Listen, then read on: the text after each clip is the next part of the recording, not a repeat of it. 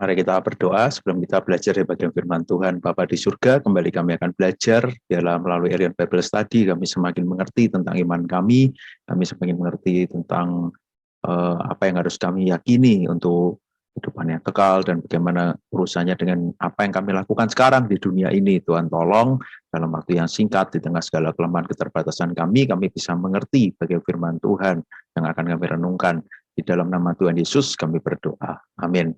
Hari ini kan kembali belajar tentang akhir zaman. Kalau hari pertama kita pendahuluan tentang akhir zaman, lalu minggu lalu tentang masa antara. Hari ini juga menjadi pertanyaan bagaimana dengan tubuh. Kenapa ini menjadi pertanyaan? Karena ketika kita nanti ada di surga, ketika kita ada di dalam kehidupan yang kekal itu, bagaimana keadaan tubuh kita. Ini juga nanti akan berkaitan dengan yang kita pelajari di minggu yang lalu, mungkin bisa dilihat di YouTube Helen Palma untuk pelajaran yang minggu pertama dan minggu kedua. Hari ini adalah pelajaran minggu yang ketiga. Masih ada 1 minggu lagi. Di minggu depan kita akan belajar tentang tema akhir zaman ini. Kalau kita lihat tentang kebangkitan tubuh, tentu sesuatu yang tidak asing karena di gereja kita di Helen Palma juga setiap hari Minggu kita selalu ucapkan ini di dalam pengakuan iman rasuli. 1 Korintus 15, 21-22, sebab sama seperti maut datang karena satu orang manusia, demikian juga kebangkitan orang mati datang karena satu orang manusia. Karena sama seperti semua orang mati dalam persekutuan dengan Allah, demikian pula semua orang akan dihidupkan kembali dalam persekutuan dengan Kristus. Jadi kalau kita lihat ini, nanti akan dibangkitkan kembali. Nah, ini yang kemarin tentu masa antara itu menunggu sampai kedatangan Kristus yang kedua. Inilah yang menjadi pengharapan kita. Nah, kalau kita lihat apa sih yang menjadi landasan teologis dari kebenaran ini? Kalau kita lihat di bagian firman Tuhan, tentu hari ini kita tidak bisa bahas secara detail dan semuanya, tapi kita coba lihat mana bagian firman Tuhan yang mendukung tentang apa yang kita pelajari ini. Filipi 3, 21-21, karena kewargaan kita adalah di dalam surga, dan dari situ juga kita menantikan Tuhan Yesus Kristus sebagai juru selamat, yang akan mengubah tubuh kita yang hina ini sehingga serupa dengan tubuhnya yang mulia, menurut kuasanya yang dapat menaklukkan segala sesuatu kepada dirinya. Jadi kalau kita lihat di sini, ini sama dengan yang kemarin ya. Jadi manusia itu utuh. Manusia itu utuh, tubuh ini dengan jiwanya, makanya waktu hidup di dunia kita harus menjaga ini, tapi waktu nanti mati, kita juga punya tubuh itu gitu ya. Jadi kemarin holistik ya, tidak ada tubuh itu jahat, tidak ada nanti hanya jiwanya, tapi kita yakin nanti di surga pun kita punya tubuh yang utuh. Karena itu kalau kita lihat di sini, tentu kita yakin kebangkitan tubuh itu berarti nantinya ada tubuh yang juga utuh. Bukan berarti nanti kalau di surga hanya tinggal jiwa, ini yang kita bisa yakini juga gitu ya. Nah, kalau kita lihat apa yang kita bisa lihat lagi, contohnya ketika tubuh kebangkitan itu, tentu ketika kita belajar, kita juga melihat apa yang Kristus lakukan menjadi, karena dia adalah yang sulung, dia menjadi yang pertama, yang kalau kita lihat di sini misalnya Yohanes 20-27, kemudian dia berkata kepada Thomas, taruhlah jarimu ke sini dan lihatlah tanganku, ulurkanlah tanganmu dan cucukkanlah ke dalam lambungku, dan jangan engkau tidak percaya, melainkan percayalah. Yesus yang bangkit dalam tubuh yang utuh, yang dia juga, kalau kamu mau cucukkan, ulurkan tanganmu. Ketika Thomas tidak percaya, Yesus katakan, ayo ini aku datang dalam tubuh yang memang betul-betul kamu juga bisa pegang. Lah, bukankah kita bisa melihat ketika sudah mati ada tubuh kebangkitan? Tentu kita baru mendapatkannya nanti, tapi Kristus sudah mendapatkan itu. Kalau kita juga lihat tentang penebusan, Roma 8:23, dan bukan hanya mereka saja, tetapi kita yang telah menerima karunia sulung roh, kita juga mengeluh dalam hati kita sambil menantikan pengangkatan sebagai anak, yaitu pembebasan tubuh kita. Tentu nanti pembebasannya utuh gitu ya. Jadi tubuh ini juga nanti akan dibebaskan, akan ada tubuh yang baru. Bukan sekedar ada jiwa yang dibebaskan dari tubuh yang jahat, kita tidak melihatnya seperti itu. Kemudian kalau kita lihat Wahyu 22 ayat yang ke-3, maka tidak akan ada lagi laknat, tahta Allah dan tahta anak domba akan ada di dalamnya, dan hamba-hambanya akan beribadah kepadanya. Nah, kalau kita lihat di sini itu sebenarnya menarik ya. Di surga itu gambarannya apa sih? Orang akan beribadah. orang akan melakukan kegiatan ini. Bukan berarti di sana kita nggak ngapa-ngapain. Tentu ketika kita melakukan itu, ada tubuh yang akan masih ada untuk melakukan semua aktivitas, semua kegiatan, tapi bedanya ya kita tidak ada di dalam tubuh yang ada di dunia ini, yang tercemar oleh dosa, tubuh yang terbatas, tapi nanti ada tubuh yang baru itu, tubuh kebangkitan itu, dan itulah yang tetap kita akan alami ketika kita ada di surga. Itulah yang dikatakan di dalam bagian firman Tuhan. Lalu ini berlakunya kapan? Tentu ini akan berlaku secara universal. Nah, kalau kita kemarin lihat masa antara, tentu ini tubuh kebangkitan ini akan berlaku untuk semua. Jadi orang percaya, orang tidak percaya, semua akan punya tubuh yang baru. Tentu nanti yang di surga kayak tadi memuji Tuhan, yang ada di neraka tentu tubuh yang akan punya sifat yang berbeda. Dia tidak akan melakukan apa yang dilakukan di surga, tapi akan ada yang dilakukan di sana, dan tubuhnya tentu akan berbeda, tapi semua akan punya tubuh yang baru, dan ini berlaku untuk semua orang.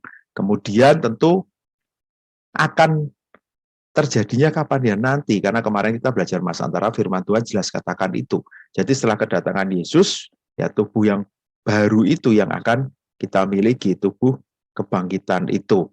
Kisah Rasul 24 ayat 15, aku menaruh pengharapan kepada Allah sama seperti mereka juga, bahwa akan ada kebangkitan semua orang mati, baik orang yang benar maupun orang yang tidak benar. Jelas ya bagian firman Tuhan ini. Karena ketika Yesus datang menghakimi, ketika sekarang orang yang mati masuk di masa antara, bukankah memang sudah ada pemisahan itu? Ada jurang yang tidak terseberangi itu. Jadi memang semua akan mengalami kebangkitan, tapi ada tempat yang berbeda untuk orang percaya dan yang tidak. Lalu kalau kita lihat pertanyaan lagi selanjutnya, dan ini juga tentu kita melihatnya dari bagian firman Tuhan ya, bukan kata orang, bukan apa yang pernah saya dengar dan sebagainya. Bagaimana sih sifat tubuh kebangkitan itu? Karakteristiknya itu seperti apa? Pasti kan kita bayangkan kayak apa sih tubuh kebangkitan itu gitu ya. Bagaimana? Nanti seperti apa? Nah, ini yang menarik kalau kita coba simpulkan dari beberapa ayat ini gitu ya. Jadi tubuh kebangkitan ini tentu adalah tubuh yang berbeda dengan yang ada di dunia ini. Dan ini adalah tubuh yang memang ada untuk apa yang kita akan alami di surga nanti, yaitu loh tubuh yang diperlukan di sana. Jadi bukan tubuh yang sekarang di dunia ini yang apa ya, nanti kita ada yang bilang gini, jadi tubuh yang ini ya sudah, nanti ini ada tubuh yang baru. Tentu tidak. Waktu kita bangkit ya ada transformasi gitu ya, ada perubahan. Maksudnya tubuh kedua itu gini, hidup kita berarti terpisah, tiba-tiba hilang gitu ya. Enggak seperti itu. Tapi kita melihat ada kelanjutan gitu ya. Ada kelanjutan dari hidup kita sekarang dengan nanti ketika kita akan mengalami masa antara itu dan kita ada di surga. Tapi tubuhnya yang sudah mengalami transformasi, tubuh yang berbeda. Sama seperti jiwa kita kan sama. Setelah kita mati bukan berarti jiwa kita selesai. Tubuh ini akan berubah, akan mengalami transformasi. Jadi bukan tubuh yang berbeda, tapi tubuh yang sama, yang sekarang diperbarui. Nah, kalau kita lihat di 1 Korintus 15, 42-44, di sana jelas gitu ya. Tubuh yang baru itu seperti apa sih? Tubuh yang tidak bisa binasa. Ayat 43 dibangkitkan dalam kemuliaan. Tubuh yang mulia. Kemudian dibangkitkan dalam kekuatan. Tubuh yang kuat. Dan dibangkitkan adalah tubuh rohani, ya, punya natur rohani itu. Kalau kita sekarang kadang bilang, tubuh kita lemah, roh penurut tapi daging lemah. Tapi nanti tubuh yang baru adalah tubuh yang betul-betul tidak lagi dikuasai oleh kedagingan, karena dosa itu sudah tidak menguasai kita. Tapi tubuh jasmani yang dengan jiwa kita, dengan rohani kita adalah akan terus memuliakan Tuhan, akan terus tadi beribadah seperti yang dikatakan di Wahyu tadi. Jadi beda ya kalau kita lihat tubuh yang sekarang tentu tubuh yang lemah, tubuh yang tercemar oleh dosa, tubuh yang nanti binasa, tubuh yang ada pertentangan terus dengan kedagingan itu. Tapi pada waktu kedatangan Kristus yang kedua, tubuh ini loh akan berubah. Tubuh ini akan menjadi tubuh yang baru, yang tidak bisa binasa. Ketika dia mengangkat kita, ketika kita bersama dengan dia di surga, kita akan menjadi manusia yang memiliki tubuh kebangkitan itu. Ingat, tidak bisa binasa, betul-betul mulia, tidak tercemar lagi oleh dosa. Yang kuat, tidak ada lagi sakit. Dan rohani adalah kita akan terus memuji, menyembah Tuhan. Lalu kalau yang tadi, orang tidak percaya kan juga akan punya tubuh yang baru itu kan. Tubuh yang seperti apa? Nah, kalau kita lihat tadi di Wahyu 20, Wahyu yang kita lihat bagian sebelumnya, ketika kita lihat di surga, tentu kita akan memuji Tuhan, kan Wahyu 22 ayat 3, eskatologi surga. Lalu bagaimana dengan orang yang tidak percaya? Tentu orang yang tidak percaya ketika dia ada di neraka, apa yang akan dia lakukan? Wahyu 20 ayat 14, lalu maut dan kerajaan maut itu dilemparkannya ke dalam lautan api. Itulah kematian yang kedua, lautan api. Tentu tubuh yang disesuaikan dengan atmosfer keadaan yang ada di neraka. Tubuh yang bukan di dalam memuji Tuhan, bukan di dalam hidup bersama dengan Tuhan, tapi betul kalau kita lihat ini mengerikan gitu ya. Ada di dalam kematian dan ada di dalam lautan api. Tubuh yang akan ada di sana dan tubuh yang betul-betul tubuh yang tentu dia juga bisa merasakan itu ketika di sana. Karena itu ini loh yang sungguh-sungguh membedakan orang percaya dan orang tidak percaya. Lalu pertanyaan selanjutnya, bagaimana terjadinya ini kapan gitu ya? Tentu ini tidak bisa dipisahkan dengan pemahaman milenialisme, postmilenialisme.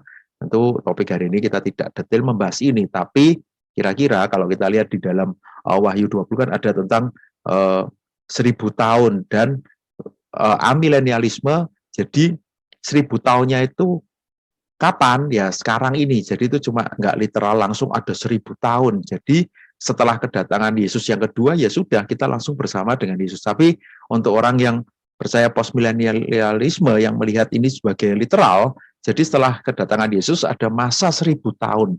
Jadi kalau yang ini berarti lihatnya tubuh kebangkitan itu, kalau Amil akan lihat ya setelah kedatangan Yesus yang kedua langsung kita punya tubuh kebangkitan. Untuk postmilenialisme ya setelah kerajaan 1000 tahun baru punya tubuh kebangkitan.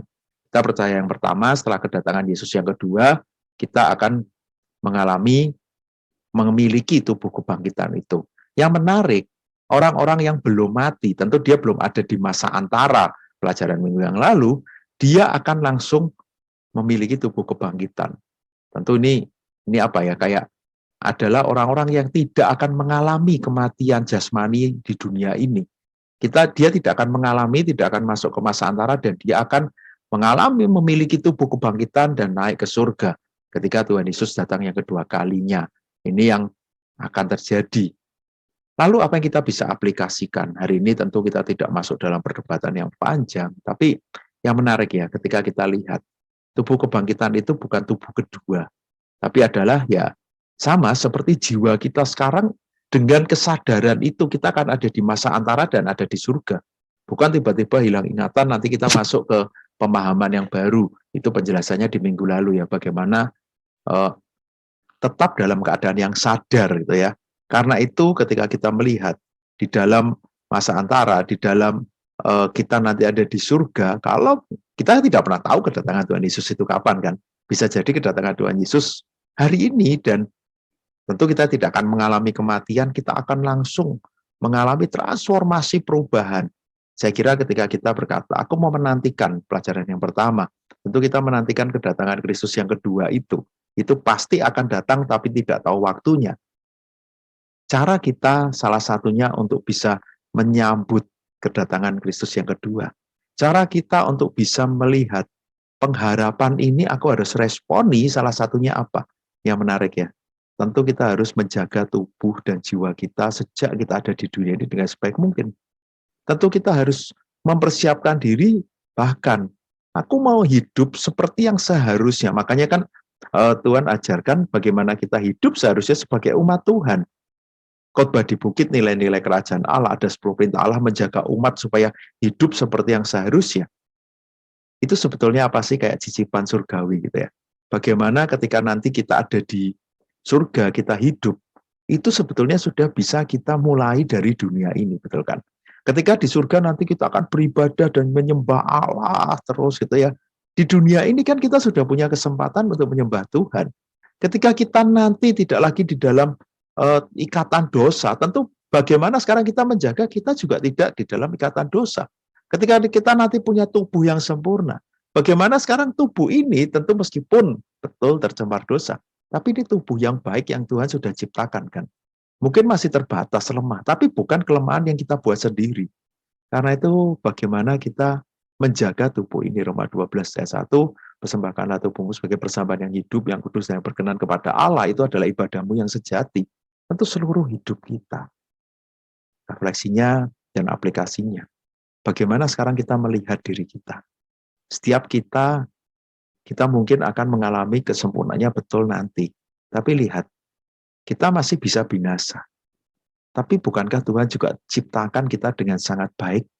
Kita juga adalah ciptaan, kita adalah yang sudah mengalami perubahan menjadi manusia yang baru karena penebusan Kristus itu. Tapi tentu belum sempurna nanti waktu kedatangan Tuhan Yesus yang kedua.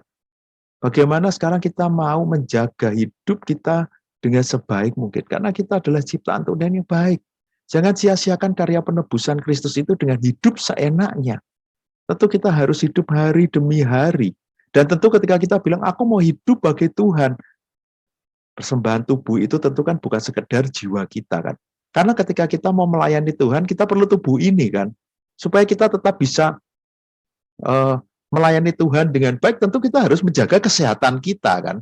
Karena itu kita harus mulai mentransformasi. Ketika kita lihat tubuh kebangkitan itu akan ada transformasi yang sempurna dari tubuh kita yang lama. Bersyukur di dunia ini Tuhan izinkan. Sebagai murid Kristus, kita semakin serupa dengan Kristus hari demi hari. Biarlah transformasi itu terjadi dari sekarang. Hari demi hari kita terus bertumbuh di dalam kerohanian kita. Kita terus bertumbuh di dalam iman kita. Tapi kita juga menjaga tubuh jasmani kita dengan sebaik mungkin. Kita pertanggungjawabkan dengan sebaik mungkin. Di masa kita menantikan kedatangan Tuhan, jaga hidup kita dengan baik. Jasmani, rohani kita. Sehingga hidup kita di dunia ini menjadi hidup yang sungguh-sungguh memuliakan Tuhan. Hidup yang menyenangkan Tuhan. Hidup yang sungguh-sungguh berdampak. Karena kita kuat, kita sehat, dan kita bisa melakukan banyak hal untuk kemuliaan Tuhan. Mari kita berdoa. Bapa di surga, kami bersyukur untuk satu pengharapan, satu keyakinan akan hidup yang kekal. Melalui pelajaran EPS 3 minggu ini kami belajar. Dan hari ini kami belajar, nanti di surga kami akan terus memuji dan menyembah Tuhan. Karena itu kami akan punya tubuh yang sungguh-sungguh akan dalam keadaan yang sempurna, di mana kami boleh berelasi dengan Tuhan, menikmati kasih Tuhan, dan kami juga memberikan yang terbaik bagi Tuhan. Tapi ketika kami ada di dunia, bukan berarti saat ini tubuh yang jelek, ini adalah jiwa yang jelek. Memang kami sudah tercemar oleh dosa, tapi Kristus sudah memperbarui kami menjadi manusia yang baru, dan saat ini kami sudah boleh mengalami transformasi. Meskipun mungkin belum sempurna, tapi kami mau menjadi lebih baik dan lebih baik lagi, semakin serupa dengan Engkau. Tolong kami Tuhan, kami mau terus bertumbuh di dalam iman kami. Kerohanian kami terus bertumbuh hari demi hari. Melalui setiap kesempatan belajar firman Tuhan, kami mau terus gunakan itu, kami tidak mau sia-siakan. Dan tubuh kami juga mau jaga. Karena dengan tubuh jasmani yang sehat, kami akan bisa melakukan banyak hal bagi Tuhan ketika kami ada di dunia ini. Terima kasih Bapa, tolong kami, sertai kami. Di dalam nama Tuhan Yesus kami berdoa. Amin.